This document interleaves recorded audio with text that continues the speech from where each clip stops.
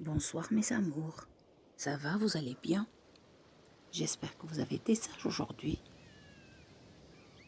Prêts pour une nouvelle histoire?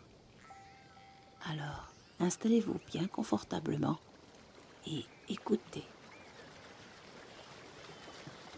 L'histoire de ce soir s'intitule Aladdin et la lampe merveilleuse, des éditions Edisoft. Il était une fois, dans un pays très lointain, une veuve qui avait un fils du nom d'Aladin. Ils étaient très pauvres. Et pendant que sa mère travaillait, Aladin passait son temps à s'amuser avec les enfants de son âge. Un après-midi, alors qu'il jouait avec ses amis sur la place du village, un mystérieux étranger s'approcha de lui. « N'es-tu pas Aladin, fils de Mustapha le tailleur ?» dit l'homme. « Oui, monsieur, c'est bien moi, » répondit Aladin. « Mon garçon, aimerais-tu gagner beaucoup d'argent ?»« Oh oui, monsieur, je ferai n'importe quoi pour ramener de l'argent à ma mère. » « Alors, écoute, Aladin, il te suffira de passer par un trou trop petit pour moi et me ramener une vieille lampe. » Aladin suivit donc l'homme à la barbe noire qui le mena jusqu'au pied des montagnes. Là, ils soulevèrent une lourde pierre et le garçon, agile, se faufila par l'étroite ouverture. Quelques marches s'enfonçaient dans le sol. L'homme retira l'anneau qu'il portait au doigt et le tendit à Aladin. « Mets cet anneau, il te protégera du danger. » En bas des marches, Aladin découvrit une grande caverne. Elle était remplie de coffres, de jarres en or qui débordaient de bijoux, des arbres coulant sous le poids de fruits en pierres précieuses, de grandes coupes pleines de diamants et de perles. « Quelle merveille !» s'écrie Aladin. Aladin fut soudain tiré de sa stupeur par une voix qui criait « La lampe, Aladin, apporte-moi la lampe !» Le garçon regarda tout autour de lui et finit par apercevoir une vieille lampe à huile posée sur un coffre. Aladin prit la lampe et remonta lentement vers la surface. « Vas-tu te dépêcher ?» reprit l'homme. « Donne-moi la lampe. »« Aidez-moi à sortir, » répondit Aladin. « Donne-moi la lampe d'abord, » hurla l'étranger. Inquiet, Aladin mit la lampe sous sa ceinture et redescendit les marches sans répondre. « Eh bien, puisque tu t'y plais tant, reste-y, pour toujours. » Et de rage, l'homme fit rouler la lourde pierre sur l'étroite ouverture. Perdu, seul dans le noir, Aladin se tordait les mains de chagrin et de désespoir. Soudain, l'anneau qu'il portait au doigt se mit à briller. Une imposante créature apparut, avec des yeux comme des flammes. Sa voix fit trembler la caverne. « Je suis le génie de l'anneau. Parle et j'obéirai. »« Je veux rentrer chez moi, » murmura Aladin.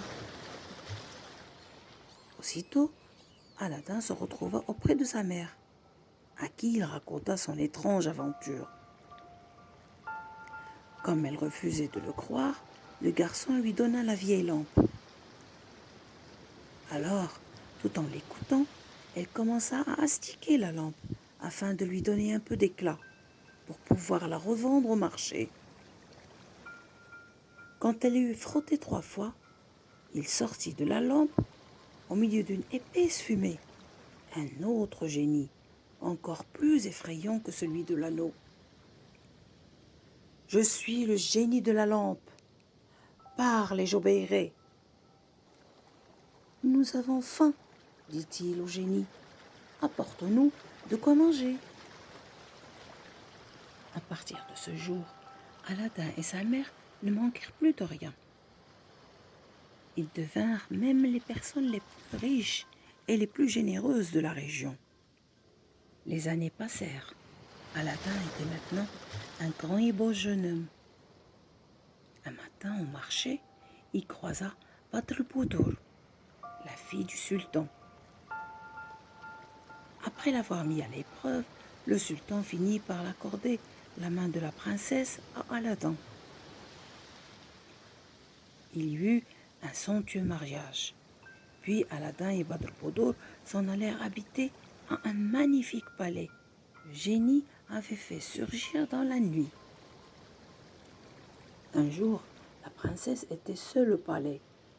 Un étrange marchand s'arrêta sous sa fenêtre. « J'échange vos vieilles lampes contre des neuves, s'écrie-t-il. La princesse le prit pour un fou.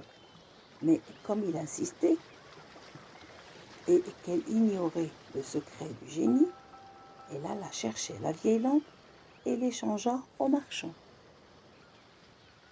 Aussitôt le magicien frotta la lampe 3 fois et, sous le regard effrayé de Badr-Boudour, il fit apparaître le génie.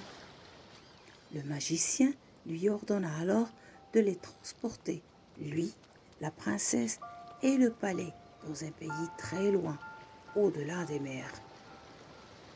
La disparition de la princesse Badr-Boudour plongea Aladdin dans une grande tristesse.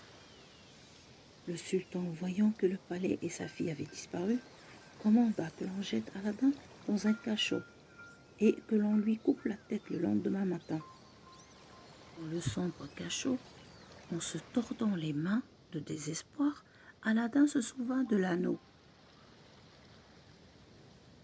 Une fois encore, il fit appel au génie de l'anneau. « Emmène-moi où se trouve ma bien-aimée, lui demanda-t-il. Je ne peux plus vivre sans elle. En un éclair, Aladdin se retrouva dans la cuisine du palais. Devant lui, Badr-Boudour préparait le repas du magicien. « Aladdin, toi ici? Vite, prends cette poudre et mets-la dans le repas du magicien. Aie confiance en moi. » Ainsi, on entendit bientôt les ronflements du mauvais magicien, vaincu par le somnifère. Le sultan pleura de joie en retrouvant sa fille et Aladdin. Toute la ville célébra leur retour par de grandes fêtes qui durèrent tout un mois. Aladdin et la princesse Badr-Boudour vécurent désormais heureux dans leur palais jusqu'à la fin de leur vie. Et voilà, mes chéris, mon histoire est finie. Je vous dis bonne nuit, faites de beaux rêves. Je vous aime tous.